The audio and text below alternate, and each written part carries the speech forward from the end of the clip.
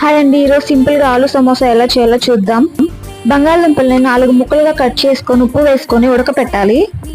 Next ఒక గిన్నెలో మైదా పిండి, ఉప్పు, వాము, కొంచెం కారం యాడ్ చేసి వాటర్ పోసుకుంటూ చపాతీ పిండిలా కలుపుకొని ఒక 10 నిమిషాలు పక్కన పెట్టుకోవాలి. నెక్స్ట్ చపాతీలాగా రుద్దుకోవాలి. ఉడకపెట్టిన బంగాళదుంపలు తోలు తీసి పక్కన పెట్టుకోవాలి. నెక్స్ట్ ప్యాన్ లో ఆయిల్ హీట్ అయ్యాక జీలకర్ర, కరివేపాకు, వెల్లుల్లిపాయల రెబ్బలు, అలాగే ఉడకపెట్టిన బంగాళదుంప వేసి మెత్తగా స్మాష్ చేసి అందులో పసుపు, ఉప్పు, కారం వేసుకోవాలి. 5 మినిట్స్ తర్వాత మొక్కజొన్న ఇత్తనాలు, కొత్తిమీర వేసుకొని స్టవ్ ఆఫ్ చేయాలి. చపాతీని ఇలా 4 పార్ట్లుగా కట్ చేసుకొని స్టఫింగ్ యాడ్ చేయాలి. స్టఫింగ్ యాడ్ చేసి సమోసా లాగా ఫోల్డ్ చేసుకోవాలి. ఎడ్జెస్ లా అంటుకోవడానికి మైదా పిండి, వాటర్ కలిపి థిక్ పేస్ట్ లాగా చేసి అప్లై చేయాలి. ఇప్పుడు ఈ సమోసాల్ని ఆయిల్లో బాగా డీప్ ఫ్రై చేయాలి, అంతే.